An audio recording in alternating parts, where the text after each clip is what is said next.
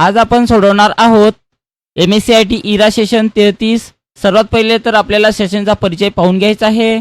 सेशनचा परिचय पाहून घ्या। त्यानंतर आपल्याला बघा यामध्ये 33 मध्ये आपल्याला 4 नॉलेज चेक दिलेले आहे। तर त्यापैकी आपल्याला पहिलं नॉलेज चेक पाहायचं आहे या ठिकाणी। तर ऑफिस स्किल्सवर क्लिक करा। ऑफिस स्किल्सवर क्लिक केल्यानंतर या ठिकाणी आपलं पहिलं नॉलेज चेक इथे दिलेलं आहे। तर पहिल्या नॉलेज चेकवर क्लिक करा आणि याच्यातून स्टार्ट करायचं आहे। तर यामध्ये बघा 4 प्रश्न दिलेले आहेत। तर पहिला प्रश्न, आपण आपल्या प्रेझेंटेशनमध्ये एका चित्राला ॲनिमेशन अप्लाय करीत आहात। चित्र ॲनिमेट करताना पुढीलपैकी काय उपलब्ध नसते म्हणत आहे। तर पुढीलपैकी काय उपलब्ध नसते, तर बिफोर प्रिव्हियस हे ऑप्शन नसते। त्यानंतर सेव्ह अँड नेक्स्ट करा। ॲनिमेशन इफेक्ट कशासाठी वापरले जातात म्हणत आहे। तर ॲनिमेशन इफेक्ट कशासाठी वापरले जातात, टेक्स्ट किंवा पिक्चर ॲनिमेट करण्यासाठी। त्यानंतर सेव्ह अँड नेक्स्ट करा। पॉवरपॉईंटमध्ये आपल्याला पिक्चर किंवा टेक्स्टला pre design animation effect apply केल्यानंतर तो इन्हान्स करता येत नाही म्हणत आहे। तर तो इन्हान्स करता येत नाही म्हणत आहे, तर चूक आहे, करू शकतो आपण। पॉवरपॉईंटमध्ये ॲनिमेशन इफेक्ट केवळ शेपलाच अप्लाय करता येतात म्हणत आहे। तर शेपलाच अप्लाय करता येतात म्हणत आहे, तर याचं उत्तर सुद्धा चूक आहे। ते आपण शब्दाला सुद्धा अप्लाय करू शकतो। त्यानंतर सेव्ह अँड नेक्स्टवर क्लिक करा। येस बटनावर क्लिक करायचं आहे। तर पाहू शकता आपला स्कोर या ठिकाणी पूर्ण आलेला आहे। पहिलं नॉलेज चेक झाल्यानंतर या ठिकाणी आपल्याला दुसरं नॉलेज चेक इथे दिलेलं आहे। तर दुसऱ्या नॉलेज चेकवर क्लिक करा आणि याच्यातून आपल्याला स्टार्ट करायचं आहे। तर दुसऱ्या नॉलेज चेकमध्ये बघा 4 प्रश्न दिलेले आहेत। तर पहिला प्रश्न, मायक्रोसॉफ्ट ऑफिसच्या ऑनलाईन व्हर्जनमध्ये टेम्पलेट बघण्यासाठी तुमच्या ब्राउझरच्या ॲड्रेस बारमध्ये डॅश डॅश टाईप करा म्हणत आहे। तर आपल्याला टेम्पलेट पाहण्यासाठी आपल्याला office.com या वेबसाईटवर जावं लागेल। त्यानंतर सेव्ह अँड नेक्स्ट करा। फुल स्क्रीन मोड एक्झिट करण्याकरता तुमच्या कीबोर्डवर डॅश डॅश की दाबा म्हणत आहे। तर याचं उत्तर इस्केप आहे। त्यानंतर सेव्ह अँड नेक्स्ट करा। मायक्रोसॉफ्ट ऑफिसच्या ऑनलाईन व्हर्जनमध्ये पॉवरपॉईंट टेम्पलेट शोधण्यासाठी डॅश डॅश आयकॉनवर क्लिक करा म्हणत आहे।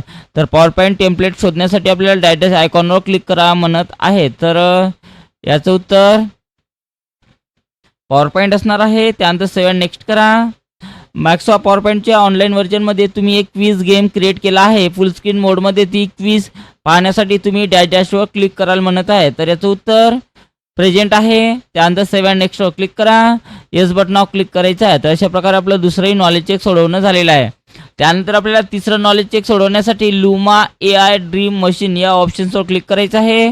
या ठिकाणी आपल्याला तिसरं नॉलेज चेक इथं दिलेलं आहे। तर याच्यावर क्लिक करा आणि याच्यातून स्टार्ट करायचं आहे। तर यामध्ये बघा एकच प्रश्न आहे। तर पहिला प्रश्न, लुमा AI ड्रीम मशीन कशा प्रकारे इमेज जनरेट करते म्हणत आहे। तर कशा प्रकारे इमेज जनरेट करते, तर व्हिज्युअल तयार करण्यासाठी टेक्स्ट प्रॉम्प्टचा वापर करून। तर हे त्याचं उत्तर आहे। त्यानंतर सेव्ह अँड नेक्स्टवर क्लिक करा।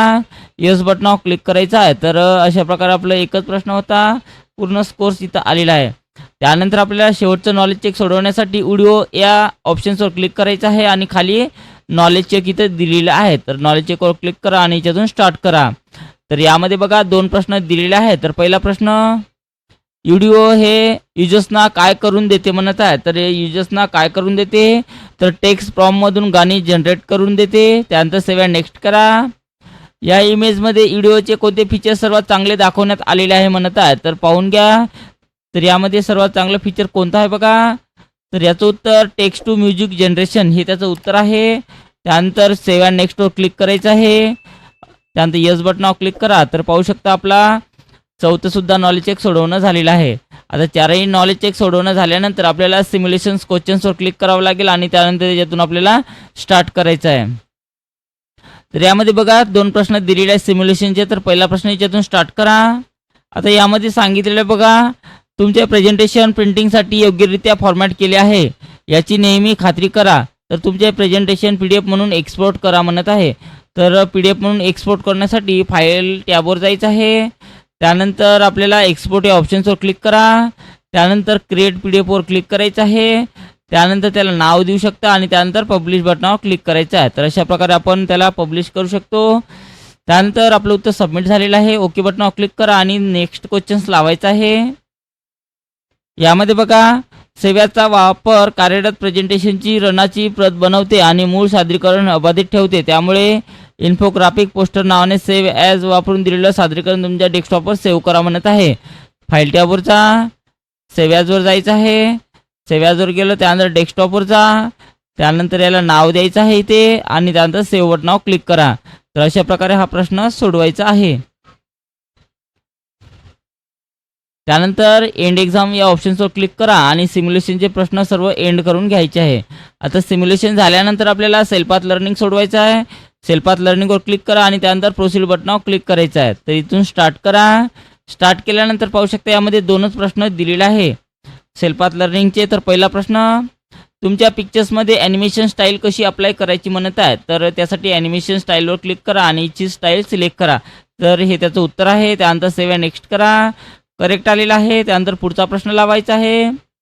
तयार टेम्पलेट सर्च करण्यासाठी डॅशवर क्लिक करा म्हणत आहे. तर तयार टेम्पलेट सर्च करण्यासाठी आपल्याला कशावर क्लिक करायचं आहे. तर फाईल टॅबवर क्लिक करा. त्यानंतर सेव्ह नेक्स्टवर क्लिक करा आणि त्यानंतर एंड एक्झाम या ऑप्शन्सवर क्लिक करायचं आहे. तर अशा प्रकारे पाहू शकता आपला स्कोर्स या ठिकाणी पूर्णपैकी पूर्ण इथं आलेला आहे. त्यानंतर आपल्याला गायडेड ड्युटीवर सेल्फ सोडवायचा आहे. तर इथून स्टार्ट करा. तर यामध्ये बघा गायडेड ड्युटीवर सेल्फचे 5 प्रश्न दिलेले आहेत. तर पहिला प्रश्न स्टार्ट करा.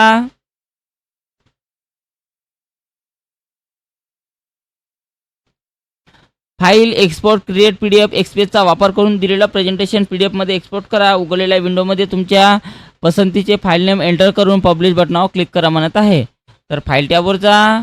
त्यानंतर एक्सपोर्टवर क्लिक करा. क्रिएट PDFवर क्लिक करायचं आहे आणि त्याला कोणतंही नाव द्या म्हणत आहे. तर कोणतंही तुमचं नाव देण्यासाठी आपण याच्यामध्ये कम्प्युटर सर्च हे नाव दिलेलं आहे. त्यानंतर पब्लिश बटनावर क्लिक करायचं आहे. अशा प्रकारे पाहू शकता पब्लिशिंग होत आहे आणि अशा प्रकारे या फाईलची PDF इथं क्रिएट झालेली आहे. आणि त्यानंतर आपलं उत्तर सबमिट करा. ओके करायचं आहे आणि त्यानंतर नेक्स्ट क्वेश्चन्स लावायचा आहे याच्यातून.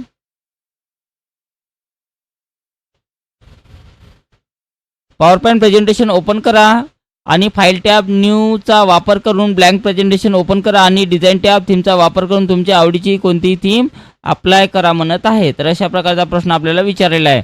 तर यासाठी स्टार्ट बटनावर जा किंवा इथे सर्च बॉक्समध्ये डायरेक्ट पॉवर पॉईंट सर्च करायचं आहे. तर पॉवर पॉईंट सर्च करण्यासाठी पॉवर पॉईंट नाव टाका. त्यानंतर इथे ॲप्लिकेशन आलेली आहे सुरुवातीची, तिच्यावर क्लिक करा आणि तिला ओपन करायचं आहे. त्यानंतर काय म्हणते, ओपन करा फाईल टॅब न्यूचा वापर करून ब्लँक प्रेझेंटेशनवर क्लिक करा म्हणत आहे. तर ब्लँक घ्या.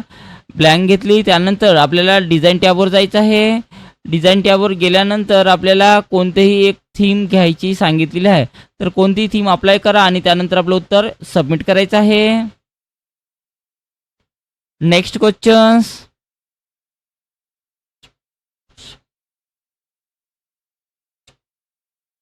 दिलेल्या प्रेझेंटेशनमध्ये स्लाइड क्रमांक 2 मध्ये category 1 question follow text select करा आणि होम टॅब फॉन्ट ग्रुपचा वापर करून त्याला बोल्ड करा म्हणत आहे. तर स्लाइड क्रमांक 2 मध्ये जा. ज्या नावाला सांगितलं असेल त्या नावाच्या अशा प्लेस होल्डरला सिलेक्शन करा. त्यानंतर इथे फॉन्टच्या ग्रुपमध्ये इथं बोल्डचं ऑप्शन दिलेलं आहे. तर याच्यातून त्याला बोल्ड करा आणि त्यानंतर सबमिट करायचं आहे. Next questions.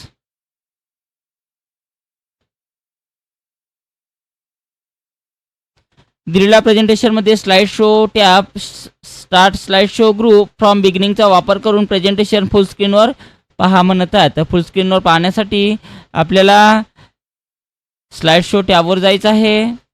त्यानंतर स्टार्ट फ्रॉम बिगिनिंगवर क्लिक करा आणि अशा प्रकारे ते फुल स्क्रीनवर आपण पाहू शकतो. त्यानंतर इस्केपचं बटन प्रेस करायचं आहे आणि त्यानंतर आपलं उत्तर सबमिट करायचं आहे. आणि शेवटचा प्रश्न बघा. शेवटच्या प्रश्नात बघा काय म्हटलेलं आहे. दिलेल्या प्रेझेंटेशनमध्ये स्लाइड सिलेक्ट करा आणि डिझाईन टॅब थीम्स ग्रुपचा वापर करून दिलेल्या प्रेझेंटेशनला मेश थीम अप्लाय करा म्हणत आहे. तर मेश नावाचे थीम अप्लाय करण्यासाठी आपल्याला डिझाईन टॅबवर जायचं आहे. त्यानंतर इथे मोरवर जा. मोरवर गेल्यानंतर पाहू शकता या ठिकाणी आपल्याला मेश नावाची थीम पाहायची आहे. व्यवस्थित तर पाहू शकता या ठिकाणी मेश नावाची थीम इथं दिलेली आहे. तर याच्यावर क्लिक करा आणि त्यानंतर आपलं उत्तर सबमिट करायचं आहे.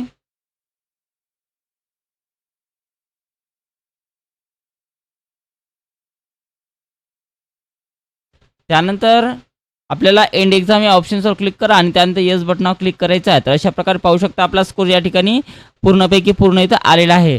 त्यानंतर आपल्याला गायडेड ड्युटीवर सेल्फ झाल्यानंतर शेवटचं सेशन कम्प्लिशन टेस्ट सोडवायचं आहे.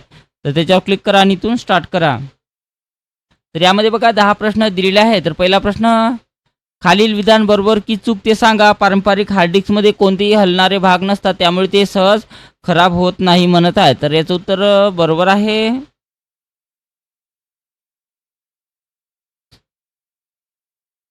सर याचे उत्तर चूक आहेत. त्यानंतर 7 नेक्स्टवर क्लिक करा. विद्यार्थी ऑप्टिकल डिस्कऐवजी फ्लॅश मेमरी कार्ड का पसंत करेल? कारण दोन्हीही निवडा म्हणत आहे. तर का पसंत करणार आहे?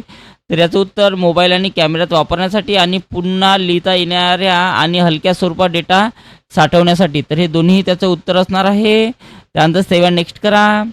खालीलपैकी कोणती विधाने ऑप्टिकल डिस्कचे योग्य वर्णन करतात म्हणत आहेत? तर कोणते योग्य वर्णन करतात?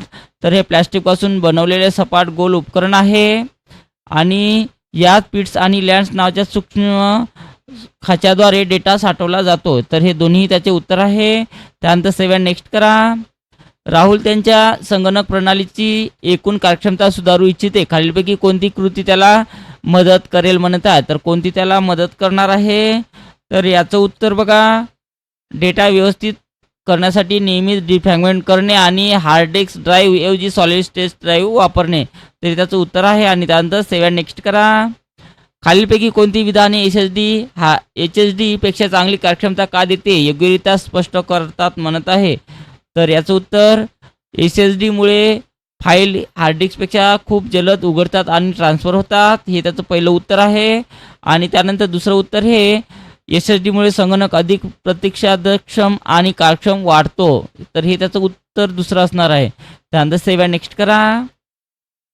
एका छायाचित्रकाराला त्याच्या डिजिटल कॅमेऱ्यामध्ये शेकडो फोटो साठवायचे आहे. त्याला हलके कॅमेऱ्याच्या स्लॉटमध्ये बसणारे आणि पुन्हा लिहिता येणारे उपकरण हवे आहे. त्याने कोणते साठवण माध्यम वापरावे म्हणत आहे? तर कोणते साठवण माध्यम वापरावे लागेल? तर फ्लॅश मेमरी कार्ड वापरावं लागेल. त्यानंतर 7 नेक्स्टवर क्लिक करा. अर्जुनला असा एक छोटा उपकरण हवा आहे जो खिशात बसेल आणि पोर्टला जोडून सहज फाईल ट्रान्सफर करण्यात मदत करेल. त्याने कोणते उपकरण वापरावे म्हणत आहे? तर कोणते उपकरण वापरले पाहिजे? तर USB पेन ड्राईव्ह हे त्याचं उत्तर आहे. श्रीमती शर्माच्या संगणकात फाईल उघडताना खूप धीमेपणा आला आहे. त्यांचा मुलगा सांगतो की त्यांच्या फाईल ड्रायव्हरवर विखुरलेले आहे. डेटा व्यवस्थित करण्यासाठी आणि गती वाढवण्यासाठी त्यांनी कोणते देखभाल कार्य करायला पाहिजे म्हणत आहे? तर कोणते कार्य करायला पाहिजे? तर नियमित डिफ्रॅगमेंटेशन करा हे त्याचं उत्तर आहे. प्रिया तिच्या डेस्कटॉपसाठी पारंपरिक हार्ड डिस्क खरेदी करत आहे. तिला डेटा अतिशय वेगाने वाचला व लिहिता जावा असे वाटते. यासाठी जलद गतीसाठी तिने कोणती वैशिष्ट्ये तपासावीत म्हणत आहे? तर कोणती वैशिष्ट्ये तिने चेक करायला पाहिजे? तर याचं उत्तर बघा, तर याचं उत्तर जास्त RPM प्रति मिनिट फेऱ्या तपासायला पाहिजे. तर हे त्याचं उत्तर आहे. आणि त्यानंतर 7 नेक्स्टवर क्लिक करा. अमितचा जुना लॅपटॉप सुरू म्हणजे बूटअप होण्यासाठी 5 मिनिटे घेतो, ज्यामुळे तो त्रस्त होतो. त्याला त्याचा लॅपटॉप स्मार्टफोनप्रमाणे काही सेकंदात सुरू करायचं असे वाटते. हे लक्षात घेता त्याने कोणता अपग्रेड निवडावा म्हणत आहे? तर कोणता अपग्रेड करायला पाहिजे? तर हार्ड डिस्क ड्राईव्ह ऐवजी SSD वापरा. तर हे त्याचं उत्तर असणार आहे. त्यानंतर 7 नेक्स्टवर क्लिक करा. येस बटनावर क्लिक करायचं आहे. तर अशा प्रकारे आपलं 33वं इरा सेशन कम्प्लिटली सोडवणं झालेलं आहे. तर अशा प्रकारे 33 इरा सेशन आपल्याला सोडवायचं आहे.